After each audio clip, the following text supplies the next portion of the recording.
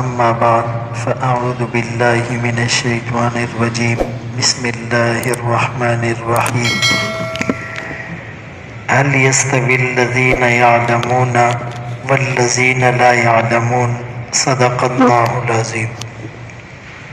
قرآن کریم کی اس آیت میں اللہ فرماتے ہیں کہ کیا علم والے اور بے علم برابر ہو سکتے ہیں؟ یہ حل استفہام انکاری ہے، اس کا مطلب کبھی بھی برابر نہیں ہو سکتے۔ قرآن کریم کی ایک دوسری آیت میں اللہ فرماتے ہیں وَمَا يَسْتَوِي الْأَعْمَى وَلَا الظُّلُمَاتُ وَلَا النُّورُ وَلَا الظِّلُّ وَلَا الْحَرُورُ وَمَا يَسْتَوِي الْأَحْيَاءُ وَلَا الْأَمْوَاتُ، کہ جس طرح بینا اور نابینا برابر نہیں ہو سکتے، اندھیرا اور اجالا برابر نہیں ہو سکتے، دھوپ اور چھاؤں برابر نہیں ہو سکتی، زندہ اور مردہ برابر نہیں ہو سکتے، اسی طرح علم والے اور بے علم برابر نہیں ہو سکتے۔ اس کے دو مفہوم سمجھ میں آتے ہیں۔ ایک مضمون یہ ہے کہ علم والوں کا مقام بہت بلند ہے اور بغیر علم والوں کا مقام کم ہے۔ حدیث میں آتا ہے سرکار دو عالم صلی اللہ علیہ وسلم نے فرمایا کہ علم والوں کی فضیلت بغیر علم والوں پر ایسی ہے کفضلی علی ادناکم، جیسی میری فضیلت تم میں سے ایک عام آدمی پر۔ اور دوسرے موقع پر فرمایا کہ جیسے چاند کی فضیلت تاروں پر۔ اسی لیے کہا کہ عالم کا سونا عبادت کرنے والے کی عبادت سے افضل ہے۔ دوسرا مفہوم اس کا یہ نکلتا ہے کہ علم والا بھی گناہ کرتا ہے اور بغیر علم والا بھی گناہ کرتا ہے، تو یہ دونوں گناہ میں بھی برابر نہیں۔ علم والے کی پکڑ زیادہ ہوگی کہ باوجود علم کے اس نے یہ گناہ کیا۔ جیسے جب ایک دیندار، ایک صاحب علم گناہ کرتا ہے تو فرمایا یہ لوگوں سے تو ڈرتا ہے، لوگوں سے چھپ کر گناہ کرتا ہے، فرمایا یہ اس رب سے کیوں نہیں ڈرتا جو اس کے سینے میں ہے، یہ اس علم سے حیا کیوں نہیں کرتا جو اس کے سینے میں ہے، یہ بزرگ اپنے سفید بالوں سے حیا کیوں نہیں کرتا، اللہ تو اس کے بڑھاپے سے، اس کے سفید بالوں سے حیا کرتے ہیں۔ سرکار دو عالم صلی اللہ علیہ وسلم رو پڑے، فرمایا یہ بوڑھا اللہ سے حیا کیوں نہیں کرتا۔ اب دینی اور دنیاوی علوم میں فرق کیا ہے؟ اس دینی علم کی فضیلت کیا ہے؟ اس کو مثالوں سے سمجھنے کی کوشش کرتے ہیں۔ موسیٰ علیہ السلام اللہ کے نبی ہیں، ان کا مقابلہ ہے فرعون کے ساتھ۔ اب فرعون موسیٰ علیہ السلام کے مقابلے میں جادوگروں کی پلٹن لے آیا، ایک دو نہیں، ہزاروں، بلکہ اسرائیلی روایات کے مطابق لاکھوں جادوگر لے آیا، اور وہ مادی علوم میں اس زمانے کی سائنس میں ٹیکنالوجی میں بڑے ماہر تھے۔ یہ بھی تو ٹیکنالوجی ہے کہ رسیوں کو پھینکا اور وہ رسیاں سانپ نظر آنے لگی۔ تو فرعون نے موسیٰ علیہ السلام کے مقابلے میں جو جادوگر کھڑے کیے وہ مادی علوم میں ماہر تھے، اور موسیٰ علیہ السلام تنے تنہا، لیکن موسیٰ علیہ السلام کے پاس جو علم تھا وہ علم وحی تھا، وہ علم الہی تھا، وہ علم ربانی تھا، وہ علم آسمانی تھا، وہ علم آخرت تھا۔ مقابلہ ہوا، جادوگر مغلوب ہو گئے، موسیٰ علیہ السلام غالب آ گئے، اور وہ جادوگر موسیٰ علیہ السلام سے اتنے متاثر ہوئے کہ انہوں نے کہا یہ جو لایا ہے یہ جادو نہیں ہے، یہ زمین اور دنیا کا علم نہیں ہے۔ وہ مسلمان ہو گئے، اور ایسے پکے مسلمان کہ فرعون نے دھمکی دی اگر تم ایمان سے واپس نہیں پلٹو گے تو تمہارا ایک ہاتھ اور دوسرا پاؤں جانب مخالف سے کاٹ دوں گا، تمہیں سولی پر چڑھا دوں گا۔ اتنی بڑی دھمکی، لیکن ایمان ایسا رچ بس چکا تھا، وہ کہنے لگے فقضی ما انت قاض، کر لے جو کر سکتا ہے، اب ہم ایمان سے پھرنے والے نہیں۔ تو اس دینی علم کی برکت سے موسیٰ علیہ السلام تنے تنہا جادوگروں پر غالب آ گئے۔ دوسری مثال، سلیمان علیہ السلام کے دور میں چونکہ ان کی بادشاہت پرندوں پر بھی تھی، جنات پر بھی تھی، ہواؤں پر بھی ان کا حکم چلتا تھا۔ ایک دن دربار لگا تو ہدہد پرندے کو غائب پایا، وَتَفَقَّدَ الطَّيْرَ فَقَالَ مَا لِيَ لَا أَرَى الْهُدْهُدَ أَمْ كَانَ مِنَ الْغَائِبِينَ، آج ہدہد پرندہ نظر نہیں آ رہا، کہاں غائب ہے؟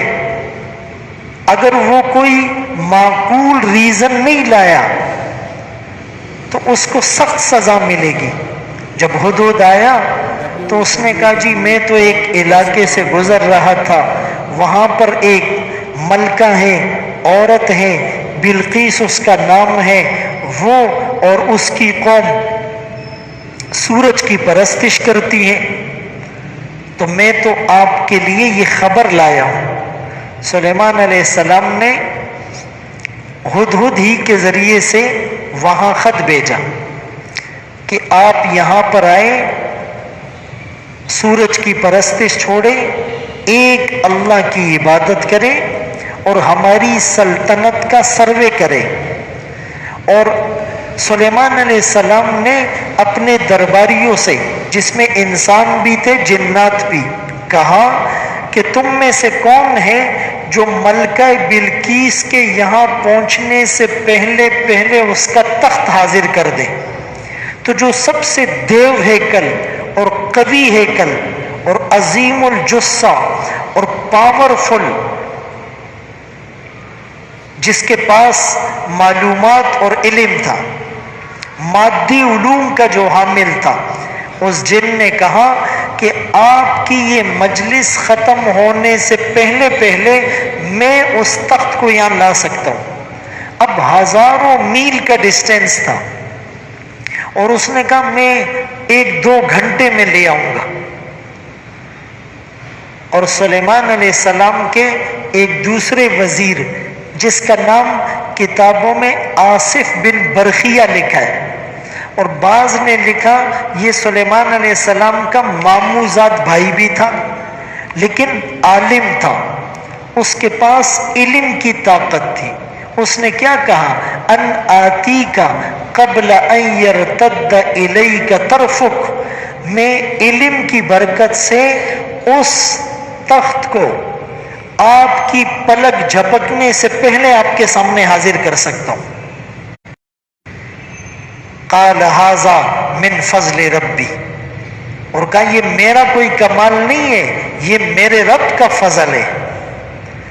تو اس علم کی برکت سے وہ تخت جس کو بڑا دیو ہیکل جن بھی یعنی چند گھنٹوں میں لاتا، اس علم کی برکت سے پلک جھپکنے میں اس آصف بن برخیہ نے حاضر کر دیا۔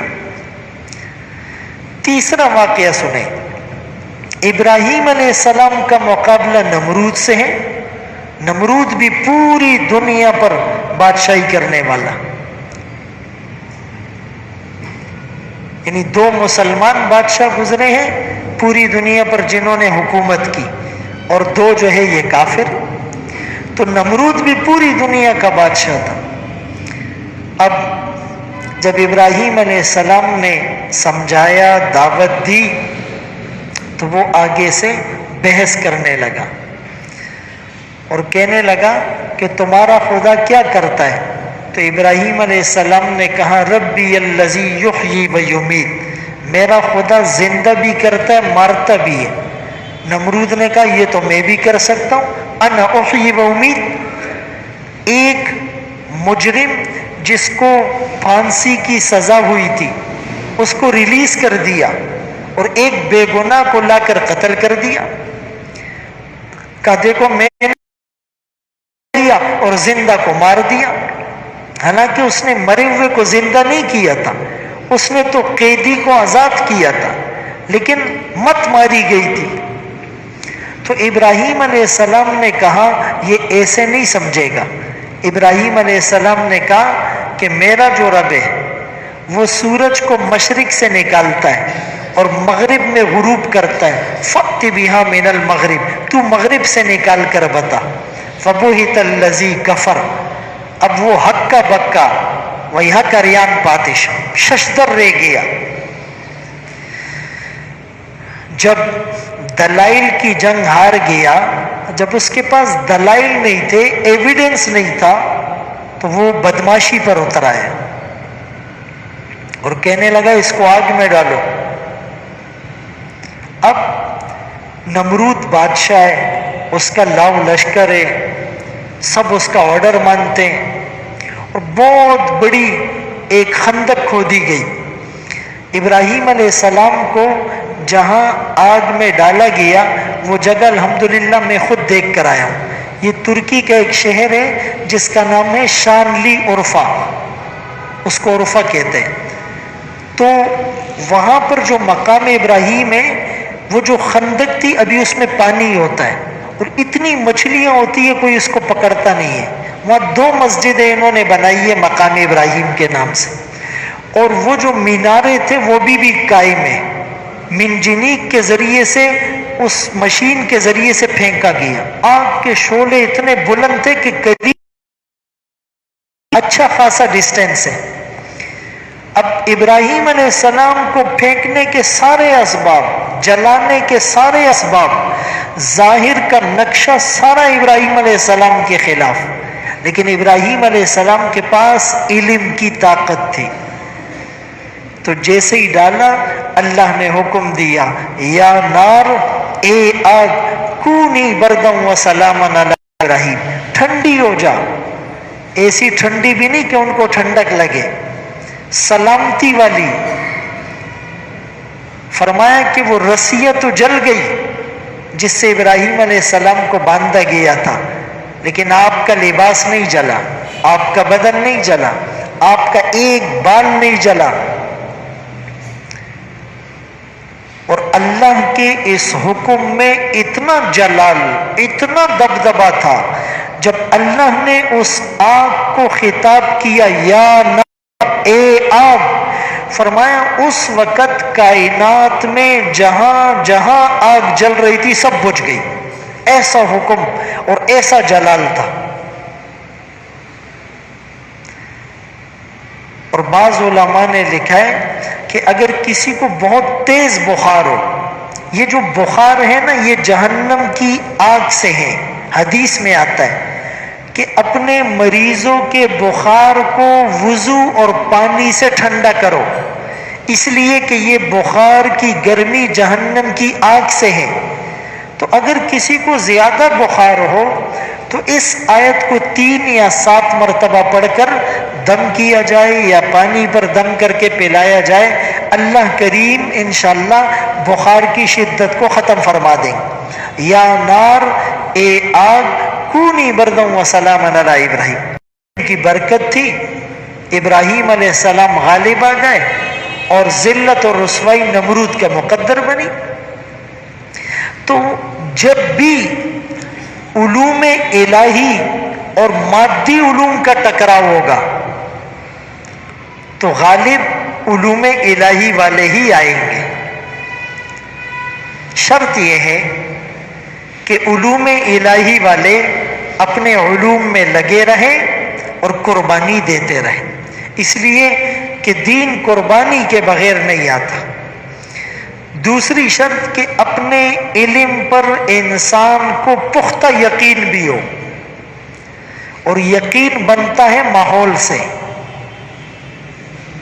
بھئی ایک آدمی گھر میں بیٹھا ہوا ہے اور ہمارے تبلیغی امیر صاحب 2-3 سال سے اس کو سمجھا رہے ہیں کہ بھائی اللہ کی ذات سے ہونے کا یقین اور مخلوق سے کچھ نہ ہونے کا یقین، وہ سن بھی رہا ہے، کہہ بھی رہا ہے، لیکن ابھی تک وہ سے روزے میں بھی نہیں نکلا، تو بھائی اس کا یقین بن جائے گا،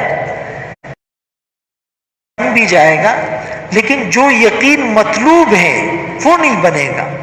وہ کب بنے گا؟